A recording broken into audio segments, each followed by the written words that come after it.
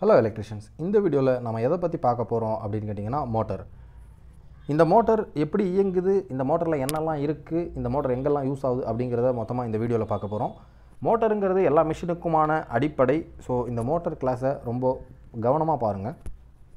ஒரு மோட்டர் அப்படிங்கிறதுல என்ன முக்கியமான ரெண்டு விஷயம் இருக்குன்னு பார்த்தீங்கன்னா, ஒரு வைண்டிங், ஒரு ஷாஃப்ட். எல்லா மோட்டர்லேயும் ரொம்ப ரொம்ப முக்கியமாக இருக்கக்கூடிய ரெண்டு பொருள், வைண்டிங், ஒரு ஷாஃப்ட். அப்புறம் இந்த வைண்டிங்கும் ஷாஃப்ட்டையும் மவுண்ட் பண்ணி வச்சுருக்கிறதுக்கு ஒரு பாடி. அவ்வளோதான். மோட்டரில் பார்த்தீங்கன்னா வைண்டிங்கு, ஷாஃப்ட்டு, அதோடைய பாடி, இவ்வளோ தான் ரொம்ப அடிப்படையான விஷயங்கள். மற்றபடி மோட்டரில் சின்ன சின்ன விஷயங்கள் அட்வான்ஸ்டாக ஆட் பண்ணியிருப்பாங்க. அதை பற்றியெல்லாம் நம்ம மோட்டர்ஸில் இன்டெப்த்தாக வேறு வீடியோவில் பார்க்கலாம். இந்த வீடியோவில் மோட்டருடைய அடிப்படையை மட்டும் பார்ப்போம். இந்த வீடியோவில் மோட்டர் எப்படி வேலை செய்யுதுங்கிறத நம்ம ஃபஸ்ட்டு பார்த்துருவோம். ஒரு மோட்டரில் இந்த வைண்டிங்கில் ரெண்டு பக்கமாக, ஒரு பக்கம் ஃபேஸையும் ஒரு பக்கம் நியூட்ரலையும் நீங்கள் கொடுக்கும்போது இந்த வைண்டிங்கில் ஒரு இஎம்எஃப் க்ரியேட் ஆகும். இஎம்எஃப் அப்படின்றது எலக்ட்ரோ மேக்னெட்டிக் ஃப்ளக்ஸ் அப்படின்னு சொல்லுவாங்க. அதாவது ஒரு மின் காந்த விசை அப்படின்னு நம்ம தமிழில் சொல்லுவோம். இந்த மின் காந்த விசை வந்து இந்த நடுவில் இருக்கக்கூடிய இந்த ஷாஃப்ட்டை வந்து வைண்டிங்க்கு நடுவில் தான் மவுண்ட் பண்ணியிருப்பாங்க.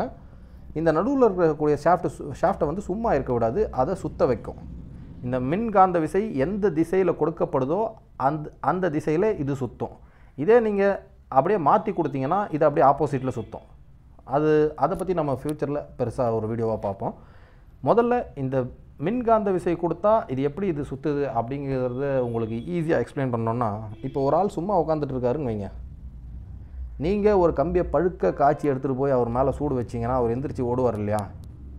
அவ்வளோதான் இதோட பிரின்சிபல். சும்மா இருக்கிற இந்த ஷாஃப்ட்டை சுற்றி இருக்கிற இந்த வைண்டிங்கில் நீங்கள் கரண்ட்டு கொடுக்கறது மூலமாக இங்கே ஒரு மின்காந்த விசை உருவாகி இந்த ஷாஃப்ட்டை சுற்ற வைக்குது. அவ்வளோதான் இந்த மோட்டருடைய பிரின்சிபல். இந்த மோட்டரை சிம்பிளாக என்ன சொல்லுவாங்கன்னு பார்த்தீங்கன்னா, மெக்கானிக்கல் எனர்ஜியை, அதாவது எலக்ட்ரிக்கல் எனர்ஜியை மெக்கானிக்கல் எனர்ஜியாக மாற்றக்கூடியது ஒரு எக்யூப்மெண்ட் அப்படின்னு சொல்லுவாங்க. அதாவது நம்ம கொடுக்கறது கரண்ட்டை கொடுக்குறோம். இதில் கைனட்டிக் எனர்ஜி, அதாவது மெக்கானிக்கல் எனர்ஜி, ஒரு மெக்கானிக்கலாக ஒரு எனர்ஜியாக நம்ம வெளியே எடுக்கிறோம். இதுவே நீங்கள் ஆல்டர்னேட்டர் அதை எடுத்துக்கிட்டிங்கன்னா, ஆல்டர்னேட்டர்னு சொன்னோம்னா நம்ம ஜெனரேட்டர் எடுத்துக்கிட்டிங்கனாக்கா, ஜெனரேட்டரில் நீங்கள் மெக்கானிக்கல் எனர்ஜியை கொடுப்பீங்க. ஒரு இன்ஜின் மூலமாக இந்த ஷாஃப்ட்டை நீங்கள் சுற்ற வைப்பீங்க. அதன் மூலமாக உங்களுக்கு எலக்ட்ரிசிட்டி ஜென்ரேட் ஆகும். அவ்வளோதான். மோட்டருக்கும் ஜென்ரேட்டருக்கும் அப்படியே ஆப்போசிட். இதில் என்ன நடக்குதோ அதில் அப்படியே ஆப்போசிட்டாக நடக்கும். மோட்டரில் நம்ம கரண்ட்டை கொடுத்து இந்த ஷாஃப்ட்டை சுற்ற வைக்கிறோம். ஜென்ரேட்டரில் நம்ம இந்த ஷாஃப்ட்டை சுற்ற வச்சு கரண்ட்டை வெளியே எடுக்கிறோம். அவ்வளோதான்.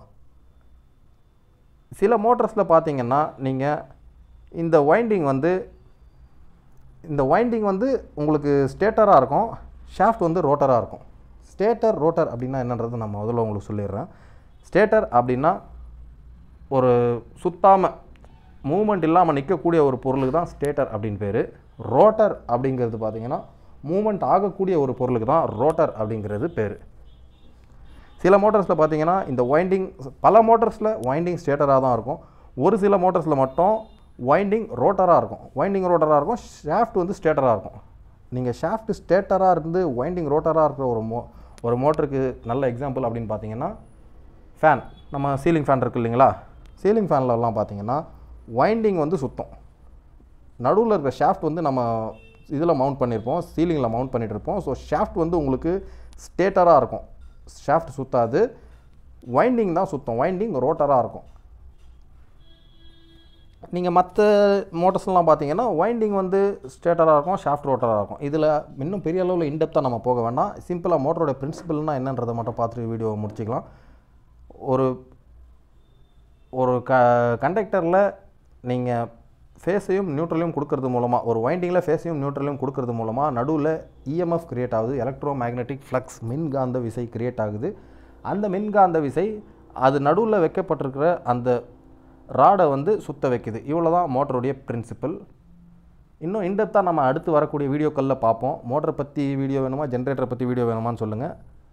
நம்ம அதுக்கேற்ற மாதிரி நம்ம வீடியோஸ் பண்ணிக்கலாம்.